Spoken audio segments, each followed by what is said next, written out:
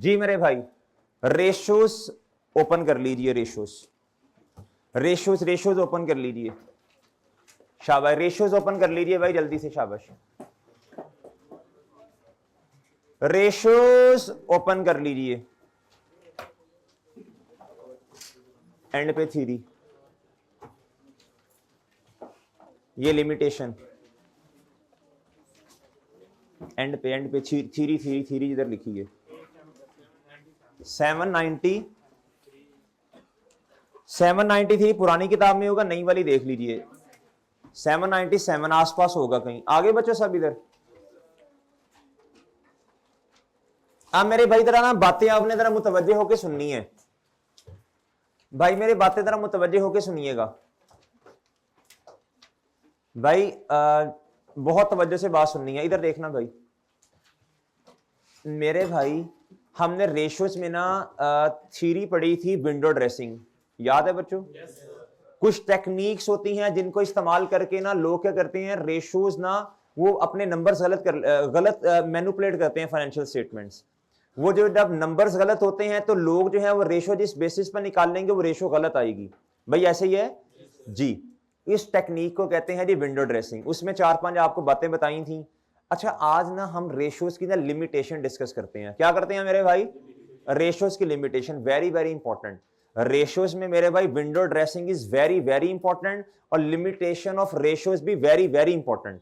लिख लें, very very important जी, याद करना है जी, बिल्कुल याद ही करना, और क्या करना है इसको जी।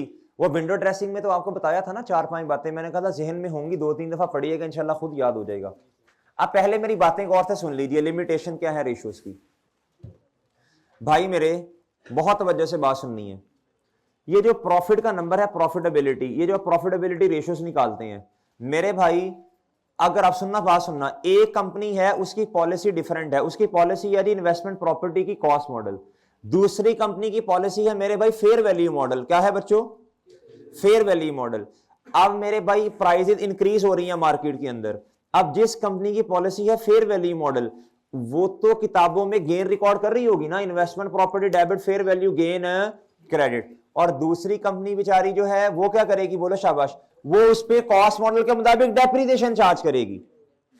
अब जो कंपनी ए है वो जब डेप्रिसिएशन चार्ज करेगी, उनका प्रॉफिट तो कम है as compare to the company, बोलो शाबाश। अब ये ऑपरेशनल लेवल के मसले नहीं है, ये कंपनी बुरा परफॉर्म नहीं कर रही, बल्कि ये प्रॉफिट कम हो रहा है, बोलो शाबाश, अकाउंटिंग पॉलिसी के चेंज होने की वजह से। डन बच्चों? और बात समझे हो? ये बात समझिए मेरे भाई। इसलिए मेरे भाई, जब आपने डिसीजन मेकिंग करनी है तो इस बात को मलहूज़े खातिर रखना है कि due to change in accounting policies ratios में फर्क आ सकता है। एक पढ़ा लिखा बंदा जब किसी भी कंपनी की रेशियोज को कैलकुलेट कर रहा होगा, वो जस्ट नंबर्स पे नहीं जाएगा, वो अंग्रेजी में जो नोट्स लिखे होंगे उनको भी पढ़ेगा। किस कंपनी की, बोलो शाबाश, किस कंपनी की पॉलिसी क्या है। अब आप माशाल्लाह पढ़े लिखे लोग हैं, एक कंपनी है बच्चों, उसका प्रॉफिट है 100 रुपया, दूसरी कंपनी है जिसका प्रॉफिट है जी 120 रुपए। आपने जी फौरन अगर 120 वाली कंपनी में कह दिया जी ये कंपनी बहुत अच्छा परफॉर्म कर रही है, ये अंधाधुन बात की आपने। क्या बात की बच्चों आपने? ये सही नहीं है बात। आपने पॉलिसीज भी देखनी है। देयर इज द पॉसिबिलिटी जिसका 120 पे प्रॉफिट गया है, आपने उसकी पॉलिसी जाके पढ़ी, वो फेयर वैल्यू मॉडल थी, उन्होंने 30 रुपए का क्या रिकॉर्ड किया है, फेयर वैल्यू गेन। अगर ना करते तो इनका प्रॉफिट 90 रुपीज होता। कितना होता बच्चों? और इन्होंने कॉस्ट मॉडल के मुताबिक ये नहीं चल रहे, इन्होंने डेप्रिसिएशन भी किताबों में चार्ज नहीं की। अब आपका डिसीजन चेंज हो जाएगा, अब आपका डिसीजन चेंज हो जाएगा ना। इंटरेस्टिंग बातें। कल को आपने माशाल्लाह फाइनेंस मैनेजर सीएफओ लेवल तक जाना है, आपने क्या उसका नाम है, लोगों को मशवरे भी देने हैं। अल्लाह की शान देखें, आपने लोगों को मशवरे देने हैं कि भैया आप इस कंपनी में इन्वेस्टमेंट करें या ना करें। अब ये देख लें, चेक कर लें आप लेवल। सही है मेरे भाई? आप देखो ना, बस क्या उसका नाम है, छोड़ो एक मिसाल दे भाई। देखो मेरी बात सुनो, बात सुनो, मशवरा मैं आपको लैदगी में दूंगा इंशाल्लाह। अभी फिलहाल ये बात सुन लो मेरे भाई, गौर से बात सुननी है मेरे मासूम दोस्तों। जब इसलिए कहते हैं सब्जेक्ट को अच्छा पढ़ो। क्या करो? अच्छा पढ़ो सब्जेक्ट। पहले तुम्हारी ग्लासेस नहीं, तुम ग्लासेस लगा के आ गए हो जी। मेरे मासूम दोस्तों, जब आपने सब्जेक्ट अच्छा पढ़ा होगा ना, उसके ऊपर आपकी ग्रिप होगी। क्या होगी बच्चों? आप अच्छा मशवरा देंगे लोगों को। क्या करेंगे अरहम साहब? अच्छा मशवरा। अगर टिटो पार्टियां की होंगी, सब्जेक्ट पास कर लिया, नॉलेज ही कोई नहीं आपके पास, तो खाक लोगों को मशवरे देने हैं, खाक आपने कंसल्टेंसी सर्विसेज देनी है, आपने मशवरा दिया इस कंपनी में जी इन्वेस्टमेंट ना करें, सही है सर, क्योंकि इसका प्रॉफिट 100 रुपया है, बाद में जाके पता चला तबाह दे, वो ला जुत्ती लेनी है उन्होंने कंसल्टेंट साहब के ताड़ ताड़ ताड़। इसलिए सारी चीजों को आपने मलहूज़े खातिर रखना है जब आपने डिसीजन मेकिंग करनी है, सही है मेरे भाई, जब आपने कंसल्टेंसी सर्विसेज प्रोवाइड करनी है। डन मेरे भाई। और आप में से जो जो भी कंसल्टेंसी सर्विसेज प्रोवाइड करेगा मुझे मैसेज पे बता देना, मैंने ये वाला बिजनेस स्टार्ट कर दिया सर्विसेज वाला जी। नहीं मैं तो कोई नहीं, मैं कौन सा ये, अच्छा इधर आओ। बहरल बहरल अल्लाह दी शान ही है भाई है। इधर आ मेरे भाई। अब जो जो मैं पढ़ाऊंगा ना, आपने सारा सारा नहीं याद करना, सिर्फ की वर्ड्स को अंडरलाइन करना है। लिमिटेशन भाई ये 7-8 लिखी हैं, हमें इसमें से 4-5 भी याद रह गई तो 2-3 नंबर का सवाल आएगा, चेप देंगे। कहता है ड्यू टू, अब सुनना बात सुनना, ये लिमिटेशन है। Different companies in similar industry may have different policies for recording the same. बस इससे आगे पढ़ने की जरूरत। और कीवर्ड इसमें क्या है बच्चों? आगे काट दो, ऐसे काट दो काट दो काट दो काट दो इसको, काट दो इसको, काट दो इसको, सबको काट दो इसको जी, काट दो इसे, ऐसे काट दो इसको।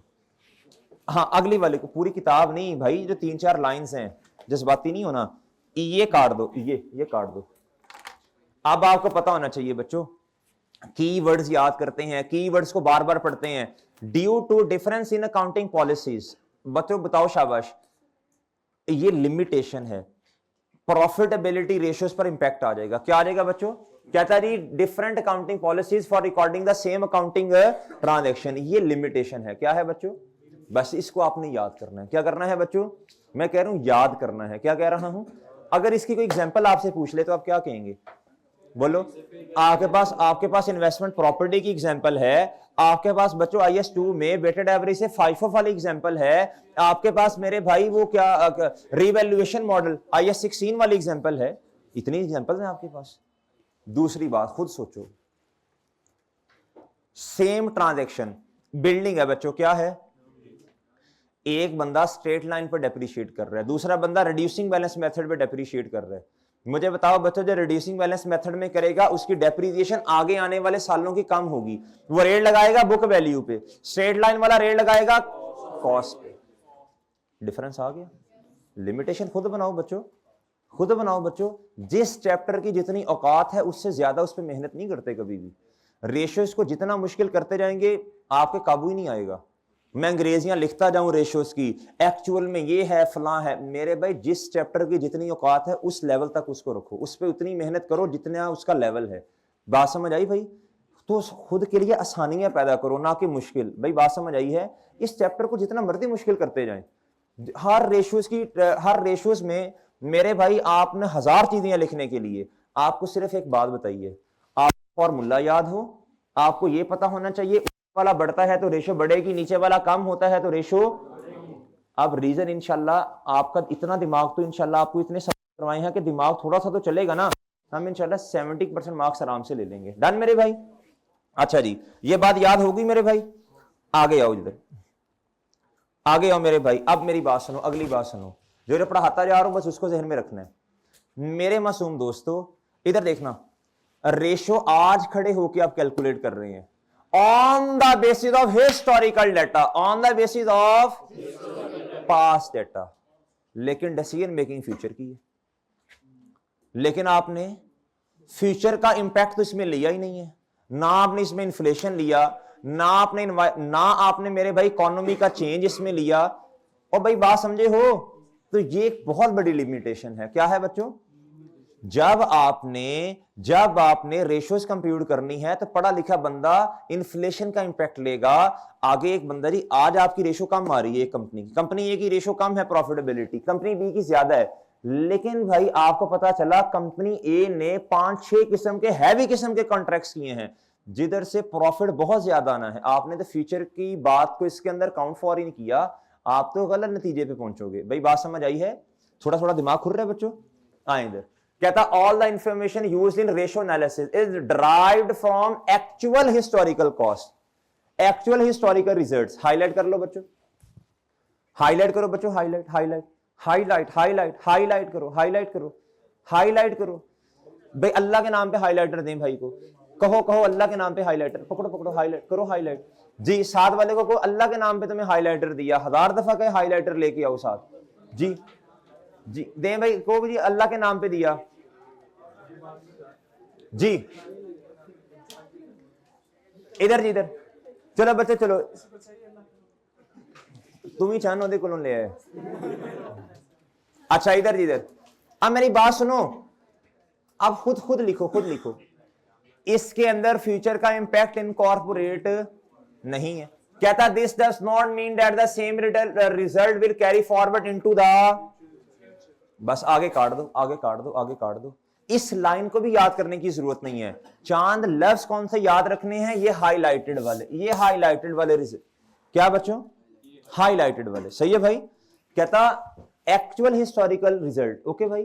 कहता which do not incorporate the future impact, बस बात खत्म। इतनी अंग्रेजी आपने लिख ली तो आप तो तबीयत भी खराब हो जाएगी आपकी, इतनी अंग्रेजी।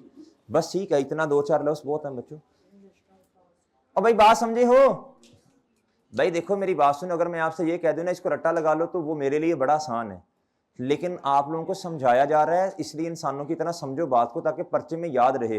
पेपर में अगर भूल भी जाएगा तो मुझे इंशाल्लाह इतना पता है, जिस बच्चे ने बातें गौर से सुनी है ना, इंशाल्लाह वो 3-4 लिख लेगा।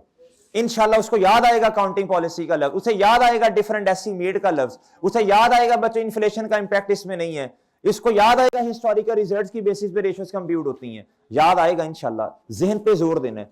कोई भी सवाल पर्चे में आ गया और आपको लगे यार ये पता नहीं कहां पड़ा, 2 मिनट पॉज लें, रिलैक्स, रिलैक्स आवे, relax, 1 minute relax, 1 minute relax किया, सोचो कहीं पड़ा होगा, इनपुट दो इसको, इस भेजे को इनपुट दो, इनपुट दो, ये प्रोसेस करेगा, आउटपुट इंशाल्लाह आ जाएगी। सही है भैया। बच्चे सोचते नहीं है, थरथली में चाहते हैं यार ये कहां पड़ा, कहां पड़ा, वो इधर तक लेके जाओ बात को, इधर तक बात को लेके जाओ जी। आगे काट दो, आगे काट दो, आगे काट दो, काट दो, काट दो, काट दो, काट दो, इसको काट दो जी।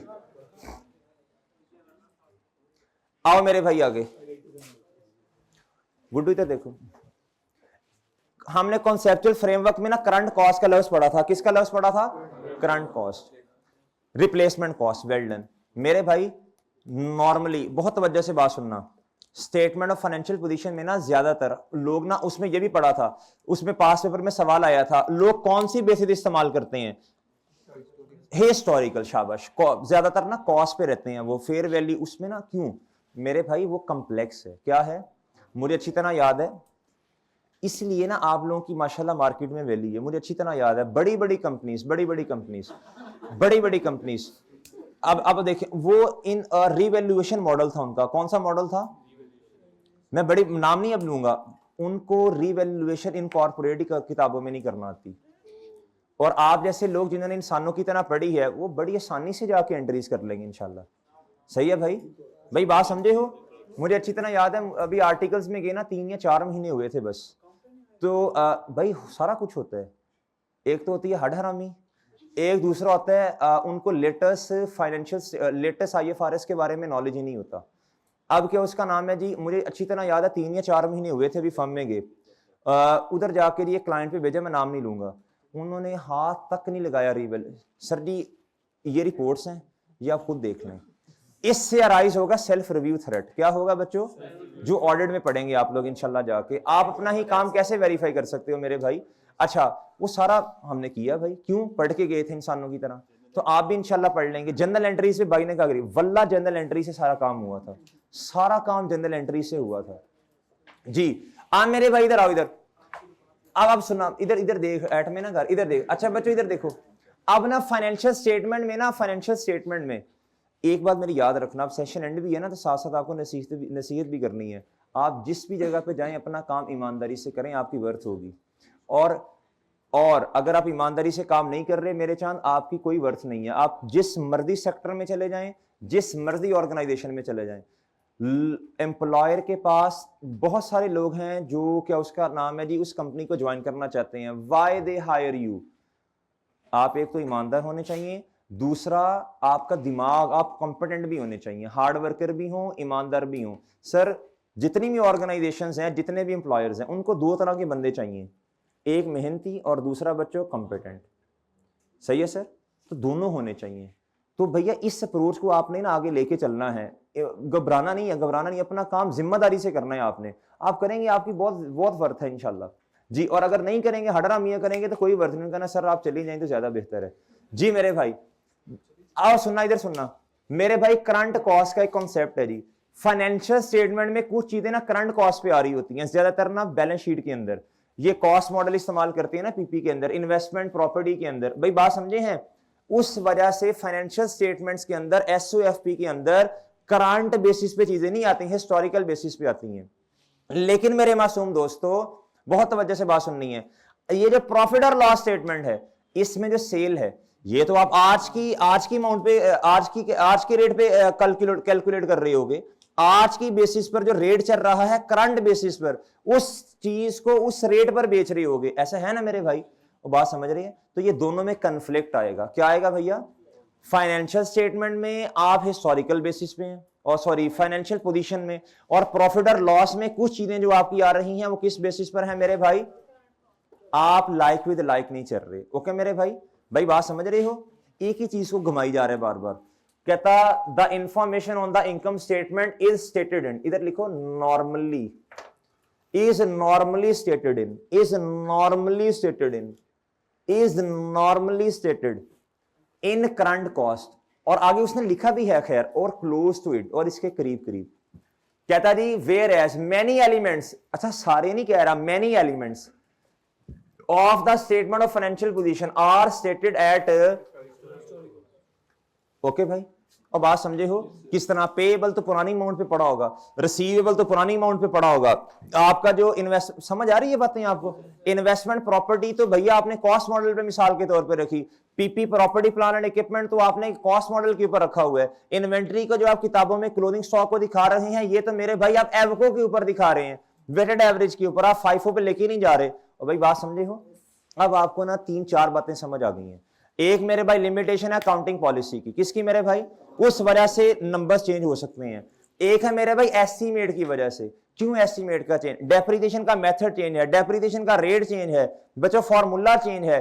दूसरा मेरे भाई बैड एंड डाउटफुल डेट जो है, वो जो डाउटफुल डेट की प्रोविजन चेंज है। ओके मेरे भाई, आती है बात समझ? दूसरा करंट कॉस्ट वाली बात, ये याद रहेगी भैया। एक और बात भी आपको बताई, हिस्टोरिकल कॉस्ट। क्या बच्चों? और अगली बात कहता इफ इन्फ्लेशन का रेट, आपने कहता इन्फ्लेशन जो है वो किताबों में इनकॉर्पोरेट ही नहीं किया। कहता if rate of inflation has change in any of the period. एक है इन्फ्लेशन को इनकॉर्पोरेट ना करना, एक है इन्फ्लेशन को इनकॉर्पोरेट करना। लेकिन इस साल हमने किया 5%, अगले साल इन्फ्लेशन 15% पे चला गया, 10% पे चला गया, 2% पे आ गया। कहता तो नंबर चेंज हो जाएंगे भैया। और सही है ना? डिसीजन मेकिंग आप कर रहे हैं बच्चों, आज आप रेशो से निकाल रहे हैं आज, लेकिन फ्यूचर का इंपैक्ट उसमें सही वाला नहीं आ रहा। If the rate of inflation has change in any of the period under review, this can mean the number are not comparable across. Okay, example देनी हुई तो दे दीजिएगा, एग्जाम्पल जरूरी नहीं है, वैसे ही समझा रहा हूं। आप लिखिएगा जी इस साल 10% है, अगले साल 20% हो गया, नंबर चेंज हो गया, कंपेरेबल नहीं है। ओके मेरे भाई, बातें बताओ कितनी होगी लिमिटेशन? अकाउंटिंग पॉलिसी की वजह से बच्चों कंपेरेबल नहीं है रेशो, एस्टीमेट की वजह से कंपेरेबल नहीं है, इन्फ्लेशन का इंपैक्ट लिया ही नहीं है। और दूसरी बात, अगर इन्फ्लेशन का इंपैक्ट लिया वो चेंज है, डिफरेंट है। और बच्चों हिस्टोरिकल बेसिस पे चीजें आ रही हैं फाइनेंशियल स्टेटमेंट में। और करंट कॉस्ट मेरे भाई, क्या बच्चों? Current cost. क्या मेरे भाई? Current cost. अब करंट कॉस्ट फाइनेंशियल पोजीशन में नॉर्मली चीजें हिस्टोरिकल बेसिस पे आ रही हैं, और प्रॉफिट और लॉस में, बोलो शाबाश जी, उसमें आ रही है करंट कॉस्ट की बेसिस पे। डन मेरे भाई? अच्छा जी, ये वाली पढ़ लीजिएगा जरा। अच्छा 8 हैं, हमने 5-6 भी लिखनी तो इंशाल्लाह काफी है। It can be difficult to ascertain the reason for the result of a ratio. इधर तक बात याद रखनी है बस, आगे काट दो बेशक सारा, मैं समझाता हूं आपको। It can be difficult to ascertain the reason of the results of a ratio। कहता मुश्किल है। क्या है बच्चों? डिफिकल्ट है। डिफिकल्ट है क्या है हुजैफा? डिफिकल्ट है। क्या डिफिकल्ट है भला? रेशोस के नंबर जो हैं बच्चों, इधर देखो, आपकी आपकी करंट रेशो जो है वो 2:1 है, और एक कंपनी है उनकी करंट रेशो है जी 1.60। आप तो ये assumption लेंगे ना कि दो जिसकी है वो ज्यादा अच्छी है, हालांकि मेरे भाई उनके उनके रिसीवेबल्स बहुत ज्यादा हैं, उनकी इन्वेंट्री हुजैफा बहुत ज्यादा है। ये मसला है, क्या है बच्चों? इसलिए इसलिए इसलिए मेरे भाई आपको डीप डाउन जाना पड़ेगा। You know the meaning of deep down? Deep down का क्या मतलब है? गहराई में जाना पड़ेगा। Detail analysis is required. क्या मेरे भाई जी? इसलिए वो कहता है it can be quite difficult to ascertain the reasons of the result of। Okay मेरे भाई, आगे एग्जांपल उसने लिखी, उसने कहा जी हो सकता है एक कंपनी उसकी करंट रेशियो बहुत ज्यादा, क्विक रेशियो चेयरमैन बहुत ज्यादा, लेकिन बाद में पता चले ज्यादा इसलिए है कि उनके रिसीवेबल का बैलेंस बहुत ज्यादा है। ये बात समझे मेरे भाई? तो ये आपने याद रख लेना है। अब देखो 6-7 हो गई हैं, कितनी हो गई हैं? ये मोर देन इनफ है। इसमें से यार कुछ तो इंशाल्लाह याद रहेगा ना। जो बच्चा इनको सारा रट्टा लगाएगा बेवकूफ है। क्या है? आपने रट्टे सिर्फ देखो मेरी बात भाई, बात को मान के चलना है। सिर्फ आपने ना इसे 2-3 दफा मेरे चांद पढ़ना है। पेपर से पहले आपने 3-4 दफा पढ़ना है और किसी को सुनाना है। क्या करना है यार? रेशियोज की लिमिटेशन सुन लो, रेशियोज की लिमिटेशन सुन लो। ये मैं आपको सारे थ्योरेटिकल सब्जेक्ट की बात बता रहा हूं। रट्टे नहीं लगाते, बार बार पढ़ते हैं और दोबारा चलते फिरते उनको बोलते हैं, याद हो जाती हैं चीजें। विंडो ड्रेसिंग को आपने क्या करना है? बोलो शाबाश। 4-5 दफा आपने 4-5 दफा पढ़ना है, फिर ऊंची आवाज में अपने आप को सुनाओ। क्या करो भाई? जब आप खुद को सुनाओगे इसका फायदा ये होगा, जो चीज आपकी जुबान ने मुबारक से निकली और आपके कान मुबारक ने सुन ली, वो इंशाल्लाह कभी भी नहीं भूलेगी। डन मेरे भाई? ओके मेरे भाई? भाई याद रहेगी बात। अब ये लिमिटेशन जो है विंडो ड्रेसिंग नहीं मैंने बनाया, प्री बैच में मैंने नहीं पढ़ाया विंडो ड्रेसिंग। विंडो ड्रेसिंग मैंने प्री में नहीं पढ़ाया। चले मैं इसकी रिकॉर्डिंग भेज दूंगा, इसकी रिकॉर्डिंग भेज दूंगा। पोस्ट में मैंने पढ़ाया, मुझे याद है। ऐसे ना करो, मुझे याद है जी, पढ़ाया मुझे याद है यार, पोस्ट में मैंने पढ़ा दी है। अच्छा मैं इसकी रिकॉर्डिंग इंशाल्लाह भेज दूंगा। अच्छा जी, नहीं वो रिवाइज नहीं, वो रिवाइज इसमें टाइम लगना, जान नहीं छुड़ानी। आपको रिकॉर्डिंग आएगी, पूरी रिकॉर्डिंग आएगी जी इंशाल्लाह। अच्छा अब आप ऐसे करें, अब नमाज के लिए वैसे मेरा ख्याल है कि आज ना इंशाल्लाह एक ही दफा ब्रेक करते हैं काजी, है ना? एक ही दफा ब्रेक करनी। नहीं 2 बजे तो नहीं छोड़ सकते। अच्छा अभी चलो नमाज की ब्रेक कर लेते हैं। आप इस तरह करें, जल्दी वापस आना है। मैंने रेशियोज का ना आपको थ्योरेटिकल सवाल लिखना सिखाना है। अब थ्योरेटिकल नहीं, सुन लो, बड़ी अहम बात है। कोई बच्चा जाए ना, हमने अभी ये फ्रेमवर्क कल होगा पोस्ट बैच का, सुनना बात गौर से। FAR 1 के अंदर आपको कहा जा सकता है कि जी रिपोर्ट बना के दे दें। क्या करें जी? रिपोर्ट बनाएं, अपने कमेंट्स दें। अल्लाह की शान है, आपसे कमेंट्स मांग रहे हैं। अच्छा जब आपसे कमेंट्स मांगेगा ना, बच्चों ने कहा ना वो तेरी खैर रिपोर्ट बनानी है, गो सर गो।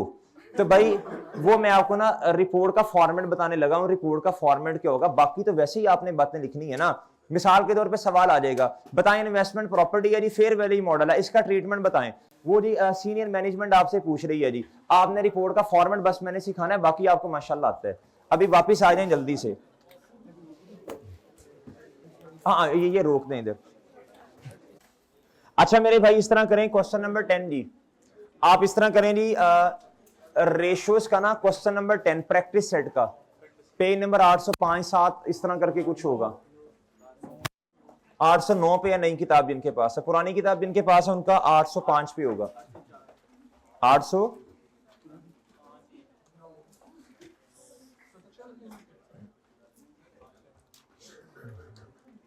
जी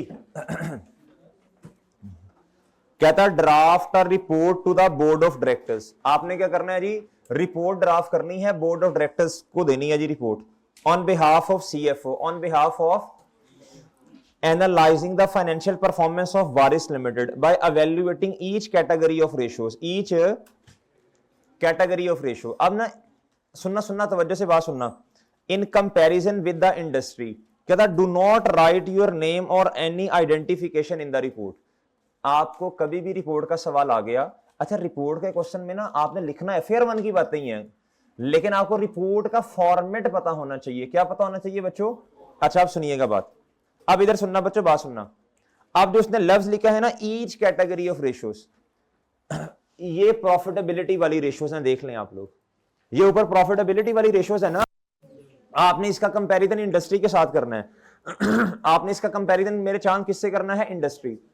कहता है ये है वर्किंग कैपिटल की रेशियो, ये क्या है बच्चों, और ये क्या है गेयरिंग रेशियो, ये क्या है बच्चों, कितनी कैटेगरीज बनी, बोलो शाबाश।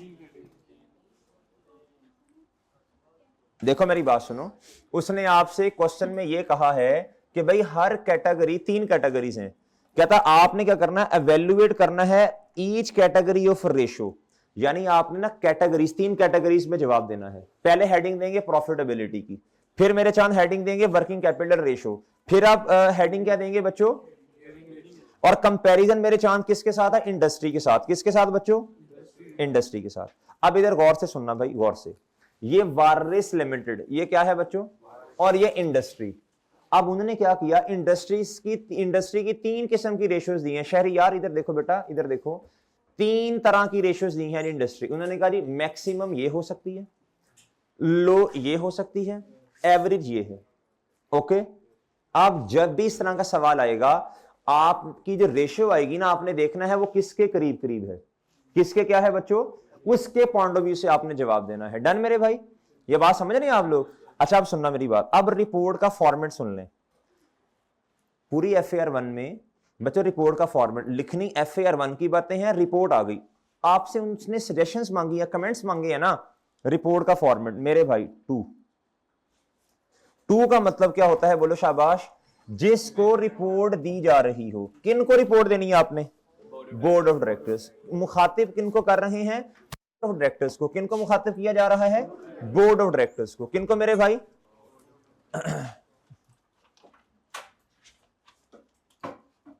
बोर्ड ऑफ, ओके मेरे भाई। अब आगे आपने लिखना है रिपोर्ट कौन दे रहा है, सही है सर, वो CFO, इधर उन्होंने लिखा हुआ है ना, chief financial officer on behalf of, सही है बच्चों, कुछ कोई भी नाम हो सकता है। जो क्वेश्चन में नाम लिखा हो आपने लिखना है जी फ्रॉम, किसकी तरफ से रिपोर्ट जा रही है, फ्रॉम चीफ फाइनेंशियल, पूरा लिखना है, ऑफिसर। डन मेरे भाई, 2 बातें लिखनी है आपने, सही है। तीसरी बात मेरे भाई आपने लिखनी होती है जी तारीख। क्या बच्चों, तारीख। क्या बच्चों, तारीख। इस तरह रेफरेंस में लिखना है, आगे बेशक आप लिखें ना लिखें एक अलग बात है, आप इस तरह भी कर सकते हैं ऐसे। डन, कि भाई बस ठीक है तारीख, ये नहीं लिखना जी कि मेरा नाम फलां है, इस तारीख को बना, इस तारीख को नहीं, बस अगर तारीख नहीं इस तरह कर दें, ये बेहतर है। क्या है बच्चों, ये बेहतर है। ये क्या है बच्चों, ये बेहतर बात है। ओके भाई, ये बात समझ आती है सर। ले सर, 3 बातें आ गई हैं। कितनी बातें, 2 का मतलब है बोर्ड ऑफ डायरेक्टर्स, ये फॉर्मेट आपने चेंज नहीं करना। उसके बाद बच्चों फ्रॉम, किसकी तरफ से रिपोर्ट दी जा रही है, रिप्रेजेंट की जा रही है। ओके मेरे भाई। डेढ़ का मतलब क्या है, बोलो शाबाश, बोलो शाबाश। डेढ़ का मतलब क्या है बच्चों, जो मैंने आपको ये सिखाया कि डेढ़ के आगे ये लिख दीजिएगा, ठीक है, सही है ना। अच्छा ये बेटा, ये मैंने ये समझाने की कोशिश की है कि ना बस आपने ना निशानी नहीं कोई भी देनी एग्जामिनर को, सही है जी, कि मेरा नाम फलां है, मैं फलां का बेटा हूं, इतने बजे मैं, सॉरी मतलब ये बस। ओके बच्चों, आगे 3 बातें होगी। कितनी मेरे भाई, 1 2, चौथी बात मेरे भाई आपने लिखना है सब्जेक्ट। क्या लिखना है, सब्जेक्ट।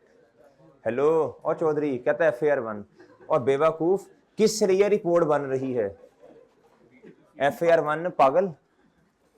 आपने लिखना है जी सब्जेक्ट, किस मकसद क्या है रिपोर्ट का। अब इधर आओ, वो मकसद सवाल में लिखा होगा,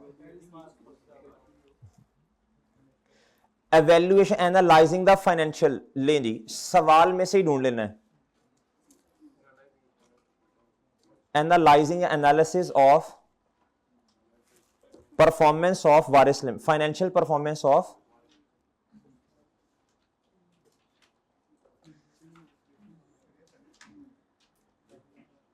मेरे चांद, ऑफ वारिस जी जी 2 लाइनों में लिखते हैं, सब्जेक्ट का मसला नहीं है। ओके मेरे भाई, जी जी मेरे भाई, क्या क्या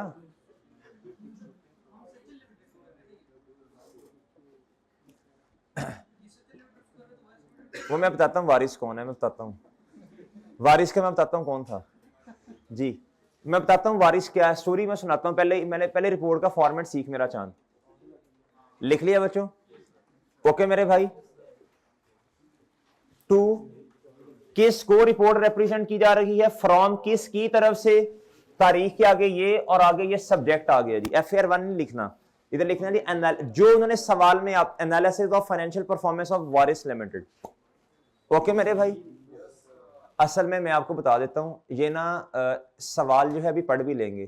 कंपनी का नाम है जी सचिल लिमिटेड, ऐसे ही है जी मेरे भाई। ये कंपनी ना एक्वायर करना चाह रही है किसको, इसमें इन्वेस्टमेंट करना चाह रही है इस कंपनी के अंदर। अब ना इसलिए ना फाइनेंशियल जो CFO है उससे रिपोर्ट मांगी बोर्ड ऑफ डायरेक्टर्स ने। Board of directors are those personals ने क्या करनी होती है बच्चों, डिसीजन मेकिंग, कि इन्वेस्टमेंट करें ना करें। अब CFO वो बंदा होता है जी जिसके पास कंपनी, जिसको ये समझा जाता है ये चीफ फाइनेंशियल ऑफिसर, जिसके पास फाइनेंस का सबसे ज्यादा नॉलेज है, ये वो बंदा होता है जी। अच्छा मेरे मासूम दोस्तों, अब जो है इस बंदे ने रिपोर्ट देनी है, अब इसकी डिसीजन मेकिंग की बेस पे उन्होंने इसकी जो वैल्यूएशन है उस बेस पे बोर्ड ऑफ डायरेक्टर्स ने डिसीजन करना है। डन मेरे भाई, ले जी। अब इधर कहता जी SL is planning to acquire 100% share holding in Waris limited before submission of financial performance SL sorry proposal. इसका मतलब ये होता है जी हम आपकी कंपनी को एक्वायर करना चाहते हैं, इतने पैसे देने को हम तैयार हैं। सही है मेरे भाई। कहता ये कहने से पहले, अभी आप इंशाल्लाह पढ़ेंगे ना, अभी आपने जाना है जी, आपने MFA का सब्जेक्ट पढ़ना है, फिर उसके बाद आपने BFD, बड़ा मजेदार सब्जेक्ट है MFA, अच्छी तरह पढ़िएगा MFA आप, बहुत अच्छा सब्जेक्ट है। क्या है? बहुत अच्छा, आपने इसे अच्छी तरह पढ़ना है, इससे BF सारे अच्छे पढ़ने हैं, इस पे ग्रिप भी करनी है, बहुत इंटरेस्टिंग सब्जेक्ट है भैया। इसमें ना प्रपोजल्स होते हैं, क्या आगे BFD में भी आप इंशाल्लाह जाएंगे भैया, प्रपोजल होता है जी। इसके लिए ना आपने ऐसे नहीं कि भाई मुझे ये कंपनी बहुत अच्छी लग रही है इसके लिए इतने पैसे, नहीं, आपने ड्यू डिलीजेंस करवानी होती है। क्या करवानी होती है? आपने देखना होता है जी इसके एसेट्स इतने हैं, लायबिलिटीज इतनी है, मार्केट में फेयर वैल्यू इतनी है, शेयर इतने का ट्रेड हो रहा है, भाई बात समझ रहे हो जी। वो ये कहना चाह रहा है, कहता प्रपोजल देने से पहले carrying out an analysis of WL's financial and operating performance. बहुत अच्छी बात, बहुत बढ़िया बात, बिल्कुल करना चाहिए ये। The CFO of CL has gathered, उसने इकट्ठी की the following information which is based on the financial statements for the year ended 31st December 2008। Okay मेरे भाई सर, अब मैं पहले ही बता चुका हूं, जो बच्चे लेट आए हैं उनको दोबारा सुन लें मेरे भाई। आपने जो जवाब देना ना, कहता evaluating each category of ratio, ये मैं बता चुका हूं बच्चों को भैया। 3 कैटेगरीज हैं, कितनी है? प्रॉफिटेबिलिटी, वर्किंग कैपिटल और मेरे भाई गियरिंग रेशियो। ओके भैया। अच्छा अब उसने क्या किया, ये रेशो WL की है, वारिस की, और मेरे भाई ये 3 क्या है? इंडस्ट्री की। ये हाई है मैक्सिमम, ये लो मिनिमम, और ये एवरेज। अब हमारा जवाब जिसके करीब करीब होगा हमने वैसे वैसे बातें कर देनी है। डन। अब इधर आओ भाई, बहुत तवज्जो से बात सुननी है, आपने हेडिंग देनी है, सोल्यूशन पे चले जाओ। 3 कैटेगरीज में जवाब देना। पहली कैटेगरी होगी प्रॉफिटेबिलिटी रेशियो। खोलो खोलो किताब, खोलो किताब, खोलो, शाबाश, खोलो जी किताब। प्रॉफिटेबिलिटी रेशियोज पे चले जाएंगे। सबसे पहले जवाब में जाओ, जवाब में क्वेश्चन नंबर 10 है, प्रैक्टिस सेट का 809 पे है, पुरानी किताब है तो 805 पे होगा। जवाब किधर है जी? 800 830 20। अच्छा जी, प्रॉफिटेबिलिटी रेशियो की हेडिंग दे दी बच्चों। अब आप इधर आए, तवज्जो से बात सुननी है मेरे भाई। इधर देखो, इंडस्ट्री की रेशियो है 30 हाई, लो है 20, लो है बच्चों क्या? 20, और मेरे भाई एवरेज कितनी है? 25। चेयरमैन इधर देख भाई, और लो एवरेज कितनी है? 25 भैया। इधर देखें, और हमारी अपनी ग्रॉस प्रॉफिट रेशियो कितनी है बच्चों? WL की 29। अब देखो किसके करीब है? ओके सर, अभी जवाब नहीं देना, अभी सारों को इकट्ठा करके जवाब देना है। ऑपरेटिंग प्रॉफिट, इसका मतलब है हमारी रेशो बहुत अच्छी है, तकरीबन ऑलमोस्ट नियर है किसके? इंडस्ट्री की हाई। अच्छा इंडस्ट्रीज में ना इन्होंने जो डेटा इकट्ठा किया ना, इन्होंने 3 तरह का डेटा इकट्ठा किया। कुछ कंपनीज जो सबसे एंड पे हैं उनकी ये है बेहतरीन जो परफॉर्म कर रही है उनकी ये है और एवरेज ये है। डन मेरे भाई। नॉर्मली हमें सवाल में जब डेटा दिया होता है ना इंडस्ट्री रेशो, वो एवरेज की बेसिस पे दिया होता है। किस बेसिस पे चांद? ले मेरे भाई। अच्छा जी, आप देखें कहता ऑपरेटिंग, अच्छा ग्रॉस प्रॉफिट तो बहुत बढ़िया, ग्रॉस प्रॉफिट परसेंटेज तो बढ़िया है भाई। आगे चलें, कहता ऑपरेटिंग प्रॉफिट जो रेशो है ना वो 11% है। हालांकि ओ ताड़ी खैर ये तो लो के करीब है। किसके करीब है? अब हमने कुछ चीजें याद नहीं करनी। अब आप मुझे खुद माशाल्लाह बताओ, आप मुझे उम्मीद है आप सही जवाब दोगे।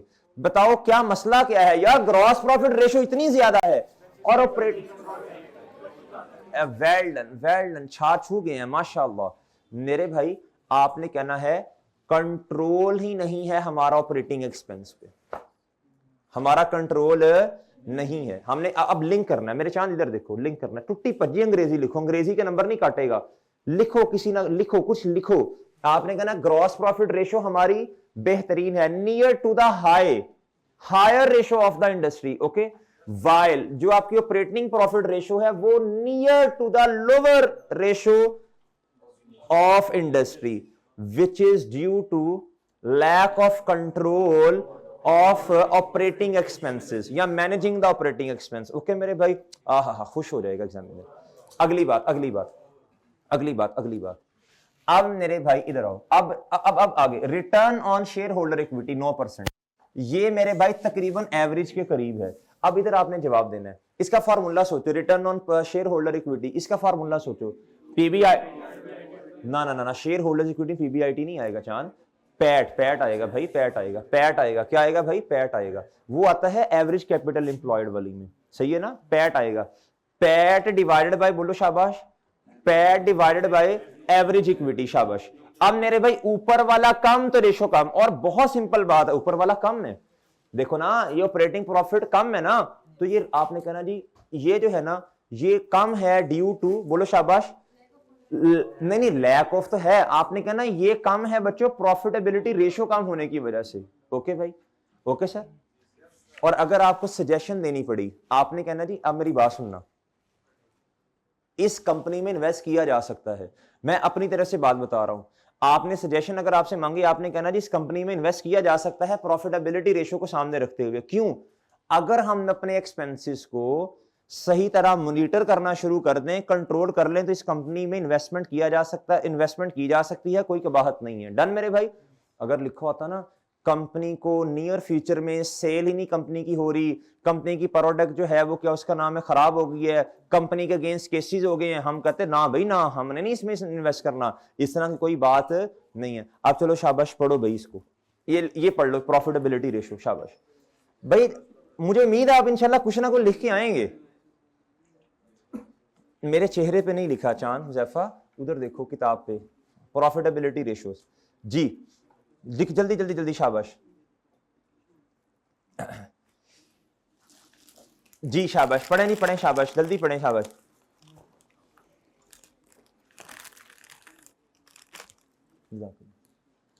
जी जल्दी पढ़ो भी, जल्दी पढ़ो शाबाश।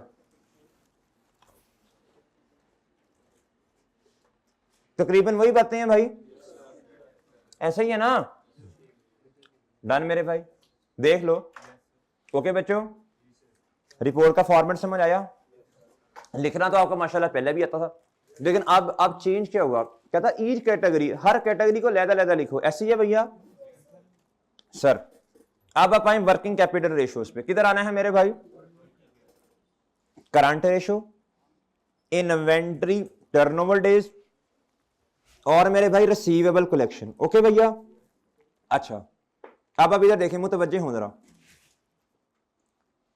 ये रेशो किसके करीब है? एवरेज के। किसके मेरे भाई? आपने कहना जी ये तो करंट रेशो है, ये करीब है किसके? बोलो शाबाश, एवरेज रेशो के। ऐसे ही है ना भाई? अच्छा अब आगे हैं, ये 83 डेज किसके करीब है? 81। ये लो है। आपने कहना जी बहुत अच्छी बात, आपने तारीफ करनी है। आपने कहना जी इसका मतलब ये है हमारा जो इन्वेंट्री है ना, जो स्टॉक है, वो हम उतने दिन रख रहे हैं, हमारा लो है। क्या है बच्चों? होल्डिंग पीरियड हमारा क्या है बच्चों? लो है, which is approximately near to the lowest of in industry. Okay मेरे भाई, अच्छा, आपने कहना जी इसका मतलब है हम स्टॉक उतना ही रख रहे हैं जितना जरूरी है। ओके जी, ये तारीफ करने वाली बात है। आगे मेरे भाई रिसीवेबल कलेक्शन पीरियड, ये तबादे, ये तबादे मेरे भाई, ये क्या है बच्चों? आपने इधर फिर कहना है, आपने कहना जी हमारा जो रिसीवेबल के डेज है ना, ये भैया ये हाईएस्ट के नजदीक हैं। किधर है बच्चों? Okay sir. अब इधर आपने मशवरा दे देना मुफ्त का। इधर आपने कहना जी हमारी जो है करंट रेशो मजीद बेहतर हो सकती है। क्या हो सकती है जी? अच्छा, आपने पहले मशवरा भी देना है। तो आपने कहना जी सॉरी, हमारा रिसीवेबल के नंबर ऑफ डेज बेहतर हो सकते हैं। बताएं, 2-3 बातें बताएं कैसे। Well done. आपने कहना जी अर्ली सेटलमेंट डिस्काउंट दें। क्या नहीं बच्चों? अर्ली सेटलमेंट डिस्काउंट दें। क्या दें बच्चों? Early settlement discount. दूसरा, निगोशिएशन करें बच्चों डेटर्स के साथ कि जल्दी पेमेंट दें। दूसरा, आपने कहना जी ऐसे लोग जो पैसे नहीं देते उनके साथ ट्रांजैक्शन ही ना करें। और सही है, जो पास में जो डिफॉल्टी हैं बच्चों उनके साथ ट्रांजैक्शन ही ना करें। डन बच्चों? अब भाई बात समझ रही हो? ये लिख देंगे इंशाल्लाह 2-3 ट्रांजैक्शन। और आप कहें जी क्रेडिट कंट्रोल डिपार्टमेंट जो है ना उससे भी एक्टिव करें। क्या करें बच्चों? के नंबर ऑफ डेज आपके कम होने चाहिए। आपका जो कलेक्शन वाला डिपार्टमेंट है, सही है बच्चों, उसे चाहिए कि जल्दी रिकवरी करने की कोशिश करें। हमने ये पढ़ा था ना जी, रिकवरी जल्दी होनी चाहिए। सही है जी, इस तरह की निगोशिएशन करें। अब पढ़ो, शाबाश, इसको पढ़ लो, शाबाश, जल्दी करो। हमारा जवाब 100% मैच हमने करना ही नहीं है भाई। अंग्रेजियों को देखो, मेरी बात सुनो, जो जवाब हमने इधर किताब में लिखे हैं या जो आई कैप के हैं भाई, बड़ा समझ के लिखे हैं, उस पर टाइम लगा है। क्या है? अब पेपर में तो इतना टाइम नहीं होगा ना, तो आपने मोटी मोटी बातें कर देनी है बस।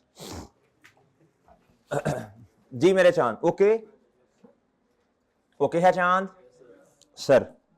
अब आ जाए मेरे भाई गियरिंग रेशो पे, इधर आओ जी। अब ये 55 का मतलब क्या है? ये जो पहले आता है ये क्या होता है भाई? ये डेट, और ये क्या है? इक्विटी। हम जो वारिस लिमिटेड है इसका डेट है 55%, इक्विटी कितनी है? ये किसके करीब है भाई? एवरेज और हाई के दरमियान दरमियानी लग रही है भाई।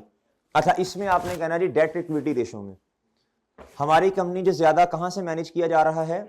डेट से, इक्विटी कम है, ऐसे ही है भाई। और दूसरा, इंटरेस्ट कवर देखो बच्चों 1.3 टाइम्स। यार ये तो तबाह दे है भाई, ये तबाह दे है।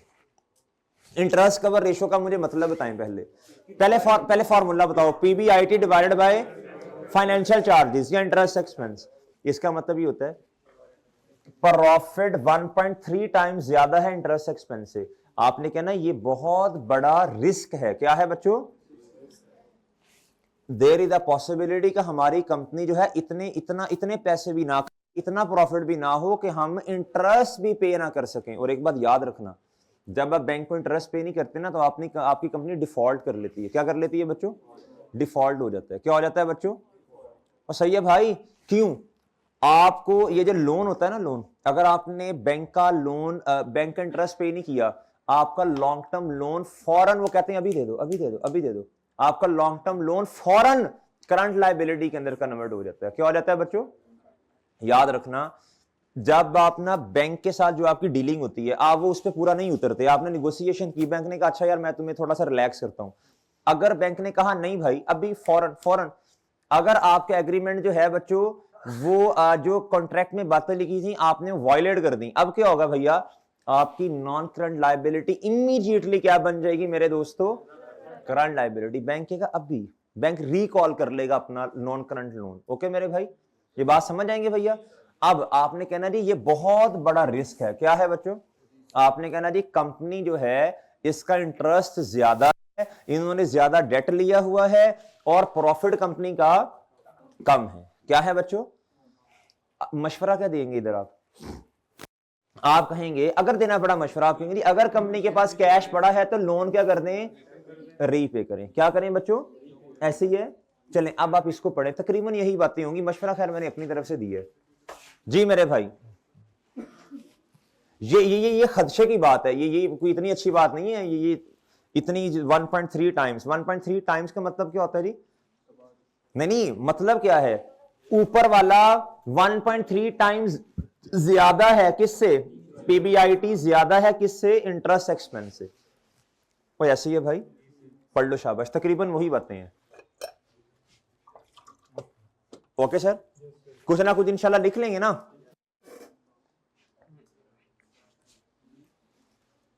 अच्छा जी, ये हमने रिपोर्ट का फॉर्मेट सीखा। क्या सीखा मेरे भाई? डन। और उसने इधर ना आपको मना भी किया, कहता do not write your name और एनी आइडेंटिफिकेशन इन द, बस खत्म बात, बस खत्म। योर्स ट्रूली सिंसियर, इस तरह की बातें बोंगियां नहीं मारनी, बस खत्म। बचपन में मारते थे, बस खत्म। ये बस रिपोर्ट का फॉर्मेट यार। ये इसको ना बच्चों आपने लिखा नहीं है अपने पास, नोट कर लिया? ये याद रखना, इस तरह की बातें आ सकती हैं। लिखना आगे ना आपने अपनी बातें ही FAR1 वाली आगे ऐसे ताड़ ताड़ करके शुरू हो जाना है आपने। नहीं आई, नहीं भाई कह रहे हैं ये कभी आई है नहीं, लेकिन रिपोर्ट तो लिखवाई जा सकती है ना भाई। कैश फ्लो का सवाल आ जाए, कैश फ्लो का सवाल, बच्चे सुनो ना, कुछ नहीं कहता इंशाल्लाह, कुछ नहीं कहेगा, आप इधर देखें। अच्छा, कैश फ्लो का सवाल आ जाए, क्या आ जाए बच्चों? और आपसे कहे जी कि आपने रिपोर्ट देनी है बोर्ड ऑफ डायरेक्टर्स को, तो ये फॉर्मेट बन जाएगा, आगे वही आपके कमेंट्स आ जाएंगे। डन मेरे भाई। प्रॉफिटेबिलिटी रेशियोज एज, उसके बाद हेडिंग क्या आ जानी है बच्चों? ये मैं इतना शॉर्ट फॉर्म में लिख रहा हूं। और तीसरी क्या आ जानी है बच्चों?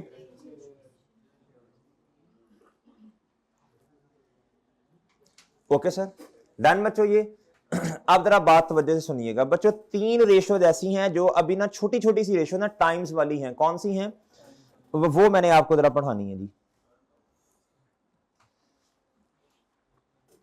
मेरे मासूम दोस्तों इधर आइएगा जरा। ये वर्किंग कैपिटल की टर्नओवर रेशियोज हमने पढ़ी थी, वर्किंग कैपिटल रेशियोज पढ़ी थी, याद है आपको? कौन से वाली वाला? ये इसका जो जवाब आता था ना वो नंबर ऑफ डेज में आता था। किस में आता था बच्चों? अगर आपको कह दे इन्हीं रेशियोज का जवाब टाइम्स में निकाल लें, किस में निकालें बच्चों? आप पहले मतलब समझिएगा, पहले मतलब समझिएगा, पहले मतलब समझिएगा मेरे भाई। टाइम्स का मतलब ये होता है जी, डेटर्स एक साल में कितने टाइम्स आपको पैसे दे रहे हैं। सही है बच्चों? डेटर्स एक साल में, टाइम का मतलब ये है 6 टाइम्स 7 टाइम्स। अगर ये हमने MCQs भी किए थे रेशो में, जिन्होंने किए थे उनको पता है। लिखा हुआ था जी कि डेटर्स आर कन्वर्टेड 12 टाइम्स। इसका मतलब था डेटर साल में 12 दफा पैसे दे रहे हैं, हर महीने की एक पेमेंट।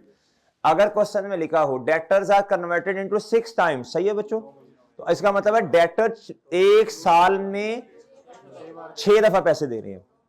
और अगर लिखा हो debtors are converted into the cash into 2 times, इसका मतलब है डेटर 6 महीने के बाद पैसे दे रहे हैं। टाइम समझ आया? टाइम वाली रेशियो का कॉन्सेप्ट समझ आया? अच्छा, अगली बात मेरे चांद, अगली बात, इसी तरह क्रेडिटर्स के बारे में सोचो। किसके बारे में सोचो? Creditors are converted into 12 times in cash. इसका मतलब बताओ। डेटर जो है ना वो सॉरी हम जो पेमेंट क्रेडिटर्स को कर रहे हैं वो एक साल में 12 दफा कर रहे हैं। डन मेरे भाई, हर महीने की एक पेमेंट। अगर लिखा हो 6 टाइम्स, इसका मतलब है जी हम दो दफा पेमेंट कर रहे हैं। 6 टाइम्स का मतलब है 2 महीने बाद पेमेंट कर रहे हैं। बात समझ आती है? इन्वेंट्री की रेशो टाइम्स में आने का मतलब समझा दें। हम इन्वेंट्री जो है बच्चों कितनी दफा जो है वो लेके आ रहे हैं अपने बिजनेस में। ओके मेरे भाई, ये बात समझे हैं? बात समझे हैं? एक तो इसको सोचने का ये तरीका, दूसरा तरीका क्या? अच्छा, फॉर्मूला इसका खुद बन जाएगा, फॉर्मूला खुद बन जाएगा। किस तरह? अगर आपके पास सेल्स हैं, क्या है बच्चों? Credit sales. आपने डिवाइड कर देना है किसके साथ? इधर देखो, ये मेरी बात सुनो, मेरी बात सुनो, इधर देखो। अगर मैं इनको काट दूं, इनको, ये नहीं है फॉर एग्जांपल, ये नहीं है, ये नहीं है, और इस फॉर्मूला को उल्टा दूं तो रेशो टाइम में आ जाएगी, टाइम्स में आ जाएगी ना। जुगाड़ बताऊं? जुगाड़ टाइम्स में आएगी। ऊपर वाला ज्यादा होगा और नीचे वाला कम होगा तो टाइम्स में आएगी ना। इतने टाइम्स। सेल्स हैं बच्चों 5,000 रुपए की, कितने की? डेटर्स हैं 1,000 के। तो मुझे बताएं ऊपर किसको रखेंगे कि जवाब टाइम्स में आए? ज्यादा वाली अमाउंट को ऊपर रखेंगे ना। ये जुगाड़ है। क्या है बच्चों? अगर कभी भूल जाए, लेकिन असल तरीका क्या है? सेल्स, ये डेटर्स ने कितनी दफा कन्वर्ट होना है इनटू कैश, ऊपर सेल्स, इस फॉर्मूला को उल्टा दो, ये काट दो, ये काट दो। ये फॉर्मूला बनेगा मेरे भाई credit sale divided by average debtors. ये फॉर्मूला बनेगा, परचेजेस ज्यादा होती है ना भाई परचेजेस ज्यादा होती हैं ना, डेटर क्रेडिटर्स कम होंगे, परचेजेस ऊपर डेटर्स नीचे, मेरे भाई कॉस्ट ऑफ सेल ऊपर और एवरेज इन्वेंट्री नीचे। डन, ये काट देना है। अगर कभी भूल जाए तो याद रखना। अच्छा ज्यादा जो पेपर में आती है ना वो ये आती है, ये ज्यादा आती हैं, लेकिन कंफ्यूज करने के लिए अगर कभी कह दे टाइम्स में रेशो निकाल लें तो भैया मतलब ये होगा, आपने कहना जी अपना सही वाला फॉर्मूला याद करना है। आपने कहना एवरेज डेटर डिवाइडेड बाय, बोलो एवरेज डेटर, फिर आएगी number of days. Number of days में ना कहीं इसके ऊपर ले लेना, जवाब ही नहीं आना। एक दफा कैलकुलेटर करो, कैलकुलेट करो जरा, आपको तसल्ली हो जाए जरा। भाई इधर देखो, इधर है लिखो, इधर लिखो, इधर लिखो क्रेडिट सेल्स लिखो 10,000, क्रेडिट सेल लिखो 10,000, लिखो लिखो। और डेटर्स हैं डिवाइड करो 2,000 से, डिवाइड करो 2,000 से, 2,000 से मल्टीप्लाई बाय 365 दिन करो जरा, करो ना 365 दिन। वन अर्थ रख भाई, 18-25 जवाब आ सकता है कभी, इतने नंबर ऑफ डेज। भाई दुकान को बंद करो, ताला लगाओ, घर जाके सो जाओ। 6 साल का वेट करना पड़ेगा आपको डेटर से पैसे लेने के लिए, और सही है भैया 5-6 साल। तो कभी ना अक्ल का भी इस्तेमाल करते हैं, अगर कभी फॉर्मूला भूल जाए पेपर में तो ये अक्ल भी अल्लाह ने दी है, थोड़ा सा उसको भी इस्तेमाल करते हैं, भेजे को भी इस्तेमाल करते हैं मेरे भाई। इसलिए इस फॉर्मूला में तो आपको डेटर्स को ही ऊपर रखना पड़ेगा। डन मेरे भाई, सही है ना, आपको क्रेडिटर्स को ही ऊपर रखना पड़ेगा, आपको इन्वेंट्री को ही ऊपर रखना पड़ेगा। डन, कम वाली अमाउंट ऊपर होगी, ज्यादा वाली नीचे होगी। और अगर आपको टाइम्स में जवाब निकालना है, टाइम्स में, तो ज्यादा वाला ऊपर, कम वाला नीचे। ओके मेरे भाई, इसको उल्टा देंगे और नंबर ऑफ डेज से मल्टीप्लाई नहीं करेंगे तो मेरे चांद ही आपके पास जवाब आ जाएगा। अब आप इधर आओ भैया, इधर ले मेरे मासूम दोस्तों, ये हैं वर्किंग कैपिटल टर्नओवर रेशियोज। किस में? टाइम्स में। किस में मेरे भाई? ओके लें सर, डन डन मेरे भाई। जल्दी से ये बना लो, जल्दी करो, जल्दी, टाइम बड़ा शॉर्ट है, जल्दी से बनाओ, शाबाश। हाँ हाँ, वो पहले मैंने तो नहीं ये बनवाया, पिछली किताब अगर किसी की होगी जिसके पास बना होगा।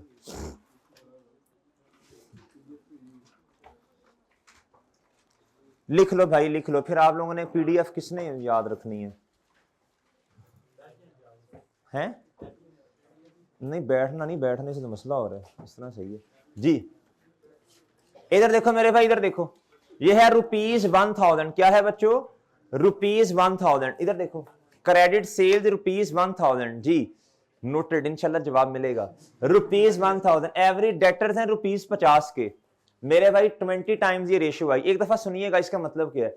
Debtors are converted into cash 20 times in a year. Okay मेरे भाई, इसका मतलब क्या? 800 ऊपर वाला, नीचे वाला 60, 13.33 टाइम्स। इसका मतलब inventory into converted in sales 13.3 times in ना, यानी आप इन्वेंट्री मंगवाते हैं, आगे वो सेल हो जाती है इतनी दफा। मैं इसको याद करना, ये याद करने वाली बात है। क्रेडिटर टर्नओवर रेशियो मेरे भाई 15 टाइम्स। क्रेडिटर्स आर पेड, उनको पैसे देते हैं आप, कन्वर्टेड यानी इनटू कैश कितनी दफा? 15 दफा। चलो जल्दी करो, जल्दी जल्दी लिखो, जल्दी इनको।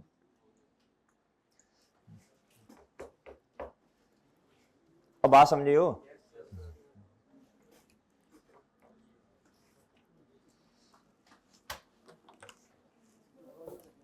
जी जी, और भी करना है कुछ, छोटी छोटी बातें करनी है और ना। अभी लिमिटेशंस मैंने पढ़ानी है आपको ईपीएस की। असल में ना ये छोटी छोटी बातें होती हैं ना, ये असल में ना रह जाती हैं। फिर आज मैंने पूरा दिन इसी के लिए रखा हुआ था, वो कल सारी पेंडिंग बातें कल इंशाल्लाह। कल आपको इंशाल्लाह 7 बजे बुला लेना, फिर हम इधर ही हैं और आप भी इधर ही हैं। कल पोस्ट बैच की आखिरी क्लास है ना? जी जी इंशाल्लाह, कल सारी चीजें इंशाल्लाह, पोस्ट बैच की कल आखिरी क्लास है 7 बजे इंशाल्लाह। जाने का कोई पता नहीं जी।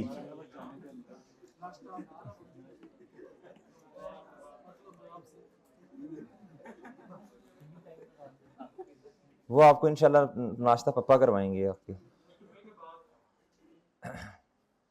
भाई देखो, कल ना थड़थल्ली नहीं मचानी, मैं आपको पहले बता रहा हूँ, तमीज से सुकून से बैठना है। जुम्मा पढ़ेंगे इंशाल्लाह, जुम्मा पढ़ेंगे।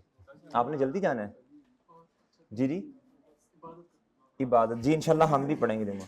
अच्छा भाई सुन लो, थड़थल्ली नहीं मचानी, कल तसल्ली से मुझे काम करवाने देना, तसल्ली से जो जो चीजें रहती है मैंने सोचना है जाके, सही है जी। जो जो चीजें रहती हैं थरथल्ली नहीं मचानी, ये ना हो कि सेशन में कोई ऐसी चीज रह जाए पेपर में आ जाए, तो तंग नहीं करना मुझे कल जी। आप चलो मैं 7 बजे नहीं बच्चों, 7:45 कर लेते हैं, 7:45 कर लेते हैं। आप 7:45 इंशाल्लाह। उसके बाद भाई आराम सुकून से बैठना है, बहुत सारी चीजें डिस्कस करनी है, रिवीजन प्लान, छोटी छोटी बहुत सारी बातें हैं, अभी मैं लिखूंगा जाके। रिवीजन प्लान डिस्कस करना है, मार्किंग स्कीम डिस्कस करनी है, इंपॉर्टेंट चीजें जो पेपर में आ सकती हैं, एनालिसिस आपको वो देना है जी, इस पे ज्यादा टाइम लगाना, इस पे काम, इसमें से ऐसा सवाल आ सकता है, बहुत काम है करने वाला कल। इसलिए मैंने आज जान छुड़वा ली है छोटी छोटी चीजों से। जी जी, आपकी सर नान की क्लास है ना कल? तो जिनकी नहीं है क्लास वो आ जाओ प्री वाले कल, आपको रिकॉर्डिंग आ जाएगी, मैंने ग्रुप में मैसेज भी करवा दूंगा। वो सर नान की क्लास है ना आपकी कल, तो उन्होंने पहले रखी हुई थी क्लास। सर से मैंने पूछा था आपने क्लास किस दिन रखी है, तो सर ने बताया फ्राइडे। तो मैंने रोने वाली मुझी भेज दी। फिर कहते क्या हुआ भाई? मैंने कहा सर मेरी भी इस दिन क्लास है। कहते भाई मैंने तो बहुत पहले क्या बताया हुआ है। तो आप वो क्लास लें, आपको रिकॉर्डिंग आ जाएगी।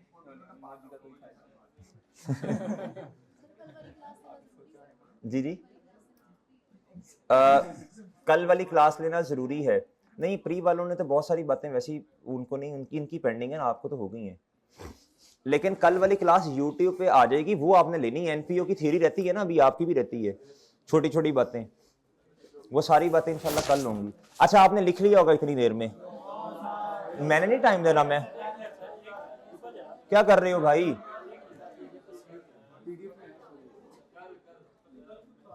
इंसान बनो, इंसान। ये नोट करो, कल कल सारी बातें कल नहीं होंगी। अगर मैं चाहता था 2-2 मिनट में करवा सकता था, ये भी रिपोर्ट भी और वो भी। मैंने सुकून से तसल्ली से, थड़थल्ली ना मचाओ जी। चलो भाई, नोट हो गया, शाबाश। मेरे भाई अब बात सुनिएगा जरा। अब आप ऐसे करें मेरे भाई, रेशियोज का ना एक क्वेश्चन है जी स्प्रिंग 2024 का, वो ओपन कर लें। अच्छा मेरी बात सुनना भाई, मेरी बात सुनना भाई, बात सुनना भाई, 1 मिनट बात सुनना भाई। गुड्डू 1 मिनट बात सुनो, गुड्डू बात सुनो, इधर देखो भाई। अगर तवज्जो से, अगर कभी फॉर्मूला में चीजें ना दी हों, अगर फॉर्मूला में चीजें ना दी हों, तो मेरे भाई फिर जुगाड़ जुगाड़ काम आ जाएगा इंशाल्लाह। क्या आ जाएगा? अब मेरी बात सुनो, इधर सुनो, इधर सुनो, बात सुनो मेरे भाई। आपको क्या चाहिए? इधर देखो, आपको ना टाइम्स में रेशो चाहिए। क्या चाहिए? टाइम्स में रेशो चाहिए। किस में चाहिए मेरे भाई? टाइम्स में रेशो। अब अगर डेटा मिसिंग है, क्या है? डेटा मिसिंग है, तो आप निकाल सकते हैं ना डेटा। इधर देखो, आपने दिमाग लगाना है। दिमाग क्या करना है बच्चों? दिमाग लगाना है। अब आपने इधर, इधर देखो, इधर देखो, इधर देखो। अब ये आपके पास फॉर्मूला है, क्या है बच्चों? ये है जी क्रेडिट परचेजेस। ये आपके पास नहीं है, तो ये कहां से आ जाएंगी? बताओ, शाबाश। वो इक्वेशन है ना, ओपनिंग प्लस। थोड़ा दिमाग चलेगा ना इंशाल्लाह, पर्चे में चलेगा ना भाई दिमाग। अच्छा, अब आओ इस अटेम्प्ट के सवाल पे, मतलब पिछली दफा वाला जो सवाल आया था, कर लो ओपन बच्चों रेशियोज को।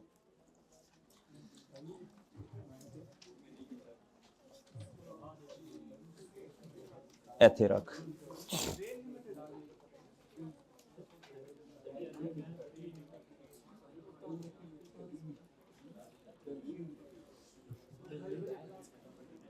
नहीं भाई, मैंने 2:45 का है, चुप हो जाओ, तंग ना करो।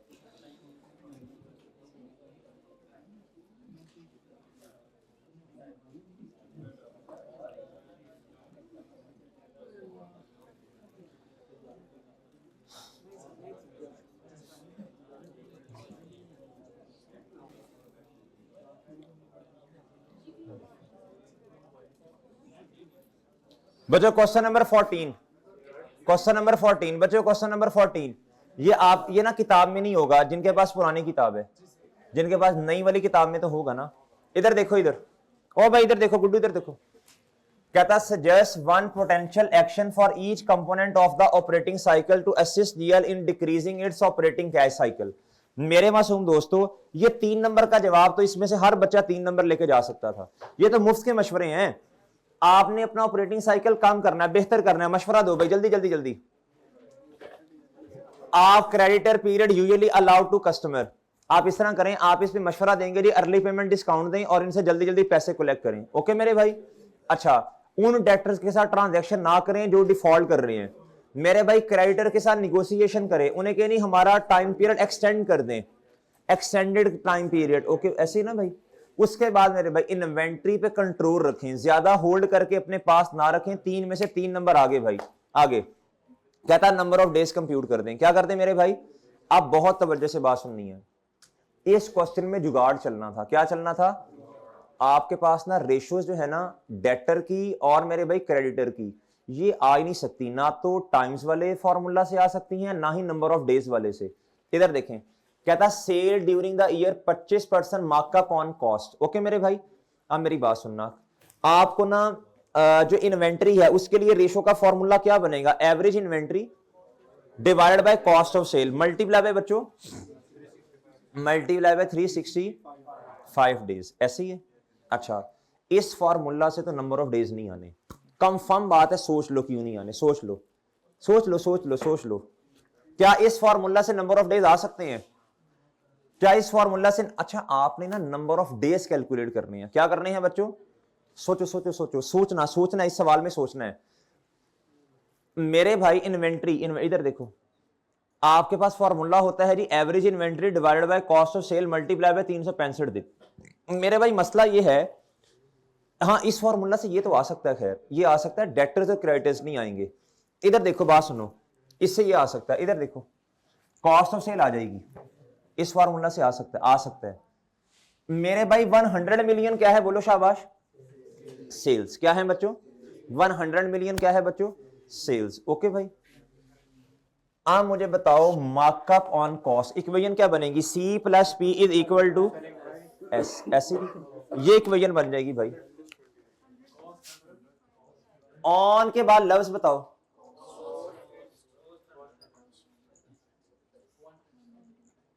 सेल है 100 मिलियन, ये कितने पे पड़ी है, मल्टीप्लाई बाय 100, बताना जी, ₹80 मिलियन। कितना बच्चों, ये कॉस्ट ऑफ सेल है। क्या है बच्चों, अब ये फॉर्मूला लगाओ इधर, एवरेज इन्वेंट्री वाला, नंबर ऑफ डेज आपने कैलकुलेट करने हैं, एवरेज इन्वेंट्री वाला फॉर्मूला बताओ जल्दी से भैया। एवरेज इन्वेंट्री आपके पास नहीं है, चलो जो है वो तो लिखो ना। कॉस्ट ऑफ सेल कितनी है, आपको ये पता है जी, क्विक एसेट और मेरे भाई जो करंट एसेट, उनमें जो डिफरेंस है वो क्यों आता है, इन्वेंट्री। क्या था, एवरेज करंट एसेट और एवरेज क्विक एसेट, इन दोनों में डिफरेंस कितने का है, 28 का। ये क्या है बच्चों जी, बता दें जल्दी से।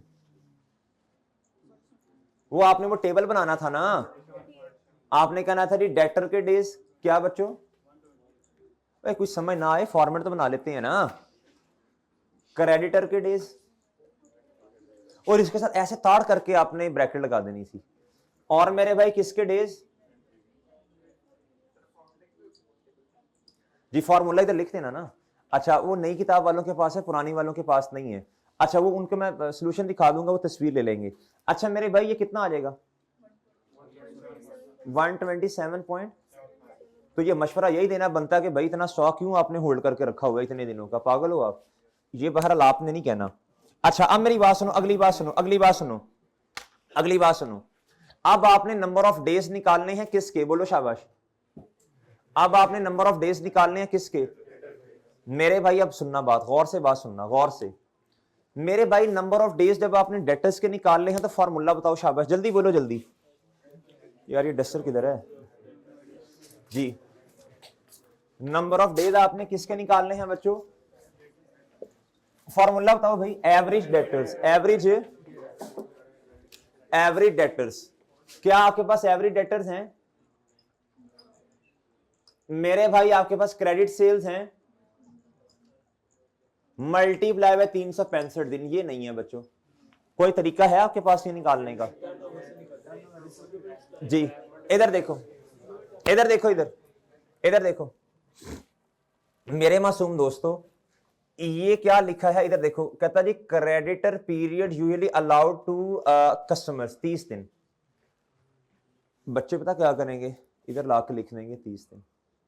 ओए गोंगलू हो, ये तो उसने कहा है ये तो उसने कहा यूजुअली इतना देते हैं। अगर उसने खुद ही ये गिवन किया तो आपको किस लिए पेपर में बुलाया फिर? मेरी बात समझ रही हो आप?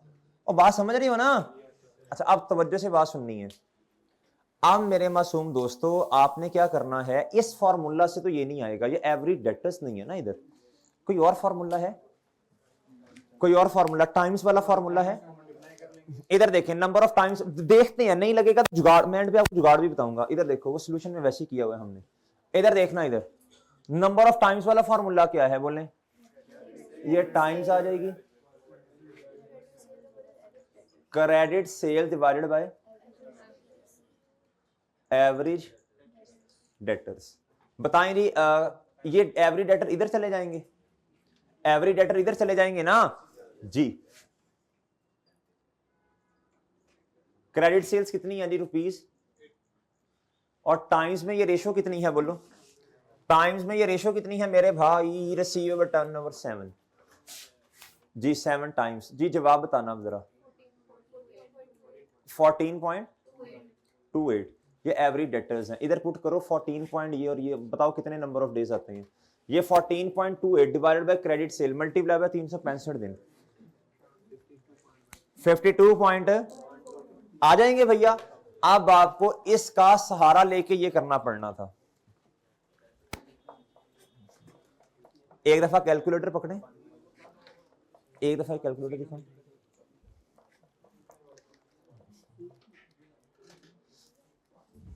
और ये निकाल लिया आपने, ये है फॉर्मूला। क्या है बच्चों? इधर देखो, इधर ये है मेरे भाई क्या? इधर देखो, इधर एवरेज डेटर्स हैं 14.28, इसकी मदद से ही आना था। डिवाइडेड बाय 100 मल्टीप्लाई बाय 365 दिन, कितना आना था? 52.122। अच्छा, अब मेरी बात सुनो, ये आपको मेरे भाई टाइम्स वाली रेशो का सहारा लेके जवाब आना था आपका, ऐसे ही है। अब मैं आपको जुगाड़ बताऊं, अक्ल अल्लाह ने थोड़ी सी दी आपको, अल्हम्दुलिल्लाह अल्लाह ने पूरी अक्ल दी है, हम इस्तेमाल नहीं कर रहे। इधर मेरी बात सुनो, आपने यही देखना है ना कि डेटर्स ने कितनी दफा हमें पैसे दिए हैं। अब ये है कॉन्सेप्ट वाली बात। क्या है ये? वही बच्चा समझेगा जिसके कॉन्सेप्ट ठीक है। ये है जुगाड़। इधर देखो, साल में दिन कितने होते हैं भाई? तो डेटर आपको कितनी दफा पैसे दे रहे हैं? 7 दफा। तो कितने इंटरवल के बाद, कितने वक्फे के बाद पैसे दे रहे होंगे? करके देखो जरा। 365 दिन डिवाइडेड बाय 7, ये सोल्यूशन हमने इस तरह की है। ये ओके ओके फॉर्मूले और बात समझ गए हो? ये थोड़ा सा इस बेजे को इस्तेमाल करो। ये सोल्यूशन किताब में हमने इस तरह नोट किया हुआ है। वैसे इस फॉर्मूला से आना था, ये वैसे इस फॉर्मूला से आना था, हमने इस तरह किया हुआ है। डन मेरे भाई? अब आप आओ मेरे भाई, इधर देखो। अब मेरे चांद इधर आओ।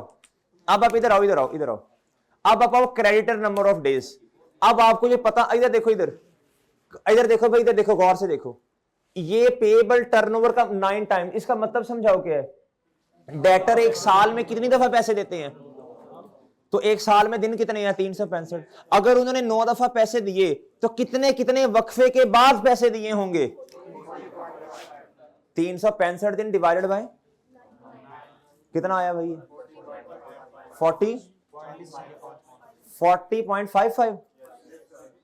हेलो भाई, थोड़ा सोचा करो चीजों को। क्या किया करो? ये ऐसे जवाब आ जाना था अगर, लेकिन इसका एक्चुअल फॉर्मूला क्या था वो भी सुन लो। अब मैं ये बताने लगा हूं आपको। एक्चुअल फॉर्मूला इसका था मेरे भाई, ये तो जुगाड़ है ना वो भाई, कभी कभी आपको एक्चुअल फॉर्मूला भी लगाना पड़ सकता है। एक्चुअल फॉर्मूला मेरे चांद इसका है एवरेज क्रेडिटर्स डिवाइडेड बाय, बोलो शाबाश, डिवाइडेड बाय क्रेडिट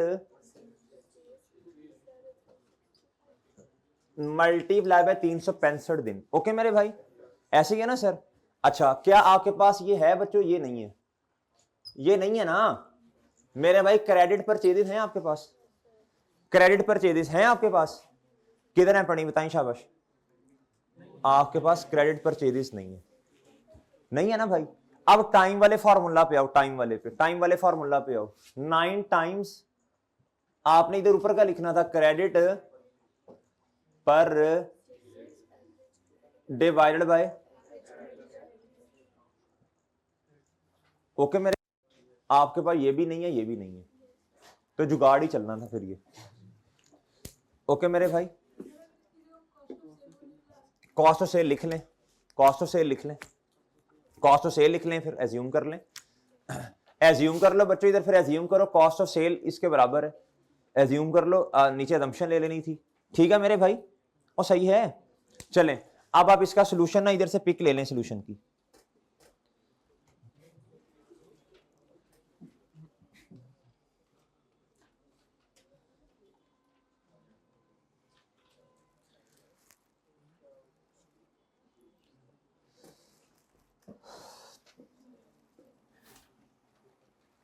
ओहो ये क्या ओपन हो गया है?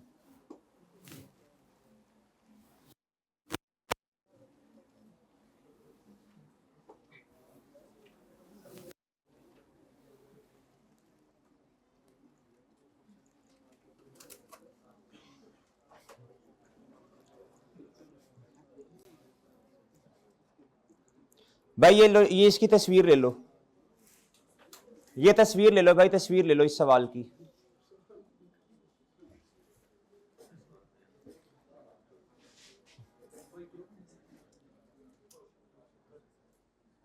ओके मेरे भाई, डन है सर जी। अच्छा अब आप ना किताब मुझे एक दफा दीजिएगा, बस एक दफा किताब दीजिएगा भाई।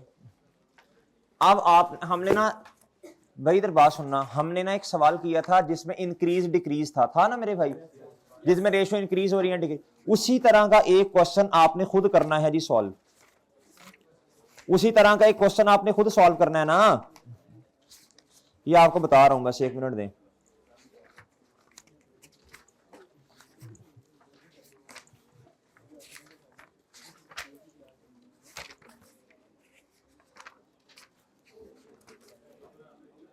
बच्चों आप पास ICAP question bank question number 5 आपने खुद सॉल्व करना है जी। ICAP question bank question number 5, ये पुरानी किताब में पेज नहीं में पेज नंबर 854 पे होगा, पुरानी वाली पे बताओ भाई देख के। ICAP question bank question number 5 ना 850 पे है जी पुरानी वाली किताब में, ये आपने खुद सॉल्व करना है, बिल्कुल इंक्रीज डिक्रीज वाला फॉर्मेट है जी।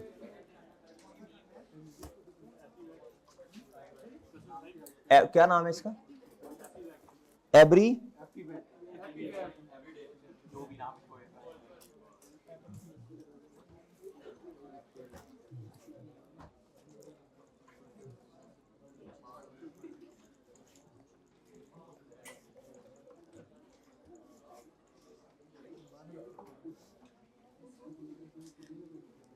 बच्चों जल्दी से ईपीएस का चैप्टर निकाल लें भाई, चुप जी, जल्दी से ईपीएस का चैप्टर निकाल लें, जल्दी से ईपीएस का चैप्टर निकाल लें, तंग ना करो, तंग ना करो, जल्दी से ईपीएस का चैप्टर निकालें, लिमिटेशंस पढ़नी है।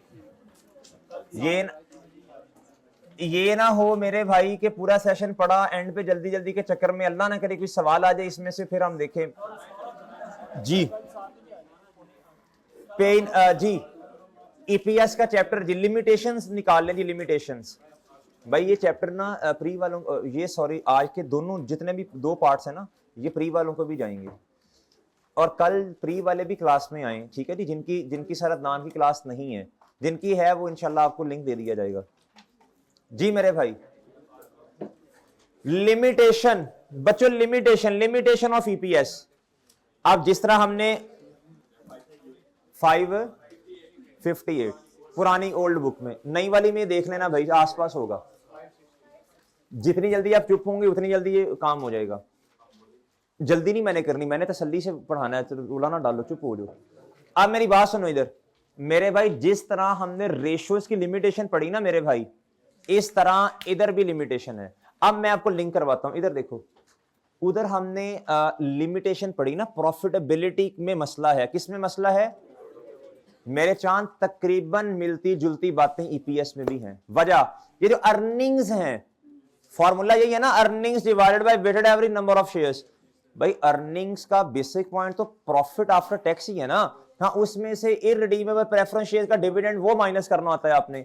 अब मेरी बात बहुत तवज्जो से सुनिएगा, अगर आपको बातें याद है ना रेशियोज वाली, तो भैया इधर ही तकरीबन वही अप्लाई होनी है। अब सुनिए बात गौर से मेरे भाई, जिस कंपनी की अकाउंटिंग पॉलिसी जो है वो है, बोलो शाबाश, रीवैल्यूएशन मॉडल वाली। या इस तरह कर लो, या इस तरह कर लो, जिस कंपनी की पॉलिसी है बच्चों fair value model investment property में, भैया और प्राइसेस इंक्रीज हो रही हैं, फेयर वैल्यू गेन होगा, तो वो तो उनकी तो अर्निंग ज्यादा है, ऊपर वाला ज्यादा तो अर्निंग पर शेयर ज्यादा। और बात समझ रहे हो, और बात समझ रहे हो ना। दूसरी बात मेरे भाई, आज हम ना सुनना अर्निंग पर शेयर हमने डिसीजन करना है फ्यूचर का, लेकिन नंबर कौन सा इस्तेमाल कर रहे हैं, हिस्टोरिक प्रॉफिट पुराने वाला। तो भाई बात कर रहे हो डिसीजन मेकिंग के लिए, तो भैया फ्यूचर की बातें होनी चाहिए ना, प्रिडिक्शन, इतने से सेल बढ़ेगी, इतने से कम होगी, ये नए क्लाइंट्स आ रहे हैं, इन्फ्लेशन ये है। भाई बात समझ आई है या नहीं आई, भाई बात समझ आई है। अब मेरे भाई ये मसला है, क्या है बच्चों मसला, कहता not all entities use the same accounting policies, कहता सारी कंपनी जो है उनकी अकाउंटिंग पॉलिसी, आगे मेरे भाई आपको बताइए, it is not possible to make meaningful comparison between the EPS of different, कड़ैम करना है इसे, क्या करना, कड़ैम, कहता EPS does not take into account inflation, so that growth in EPS over time might be, उधर भी हमने यही वाला पॉइंट पढ़ा था, अच्छा जी।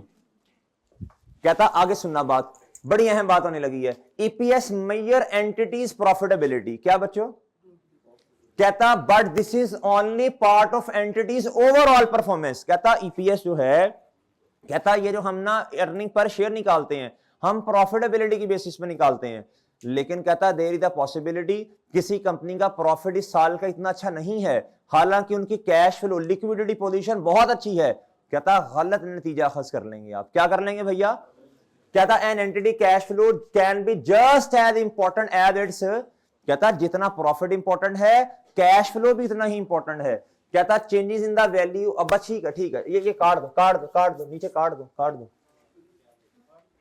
हाँ जी ये वाला पॉइंट मेरे भाई, पहली बात हमने पढ़ी, इसके अंदर बच्चों हिस्टोरिकल चीजें हैं, क्या है बच्चों, डिफरेंट अकाउंटिंग पॉलिसीज हैं, क्या है बच्चों, इन्फ्लेशन का इंपैक्ट नहीं है। अगली बात, ये जो ईपीएस निकलती है प्रॉफिटेबिलिटी की बेसिस में निकलती है, कैश फ्लो का इंपैक्ट इसके अंदर नहीं होता। ओके मेरे भाई, अगली अहम बात, कहता अब मेरी बात सुनना, डाइल्यूटेड ईपीएस के लिए करने लगे, कहता diluted EPS is often describe early warning, के मुहतात हो जाएं, कल को अर्निंग पर शेयर कम हो सकती है, कहता to investor that the return on their investment may fall some time in the, however diluted, अच्छा कहता बता उनको 3 या 4 साल बाद वाली बातें हैं, जब ये बॉन्ड्स जो हैं, जब ये प्रेफरेंस शेयर्स हैं, ये एक्चुअल में कन्वर्ट हो जाएंगे फ्यूचर में 4 साल बाद, 5 साल बाद, कहता बता उनको फ्यूचर की बातें रही हैं, लेकिन कहता नंबर कौन सा इस्तेमाल कर रहे हैं, कहता however diluted EPS is based on current earning not forecast earning, forecast का मतलब होता है फ्यूचर की अर्निंग्स, आवाज समझ रहे हैं जी, this mean it may not be a reliable predictor of the future EPS. Okay मेरे भाई, ओके सर। और नीचे ना उसने ये बात की है, ये आपने पढ़नी नहीं है, एक कॉन्सेप्ट होता है क्रिएटिव अकाउंटिंग, क्या बच्चों, आईएफआरएस का गलत इस्तेमाल करके ना, जिस तरह वो था नहीं, हमने रेवेन्यू एक्सपेंस को कैपिटल बना लिया, कैपिटल को रेवेन्यू बनाया, लोअर एस्टीमेट इस्तेमाल किया डाउटफुल डेट का, बच्चों बात समझे हैं, वो जिस तरह हमने विंडो ड्रेसिंग पढ़ी थी, बच्चों प्री बैच वालों आपको विंडो ड्रेसिंग का लेक्चर ना भाई, इनको ना वो कटवा के ना वो लेक्चर पोस्ट वाला, ये प्री बैच वालों को वो लेक्चर प्रोवाइड कर दें, ठीक है, वो विंडो ड्रेसिंग जिसमें पढ़ाई थी। अच्छा जी मेरे मासूम दोस्तों, इस तरह की टेक्निक इस्तेमाल करके हम लोग जो हैं क्या करते हैं, अपनी अर्निंग्स बढ़ा लेते हैं, जिसकी वजह से उनकी अर्निंग पर शेयर क्या हो जाती है। इसको इन 4-5 पॉइंट्स को क्रैम करना है, सिर्फ कीवर्ड्स को, किसको मेरे भाई, कीवर्ड्स को, सिर्फ किसको बच्चों, कीवर्ड्स को, कर लेंगे इंशाल्लाह, कर लेंगे ना मेरे भाई। अच्छा अब यार क्या हो गया आप लोगों को, रेशियोज का चैप्टर निकाल लें।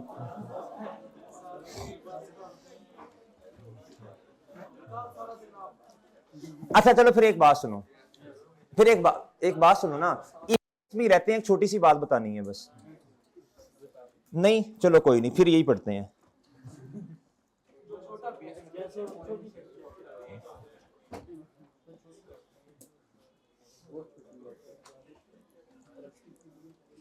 यार वो जल्दी जल्दी में कहीं ठीक है बस, ठीक है ठीक है बच्चों, ये लेक्चर इधर तक। अल्लाह हाफिज।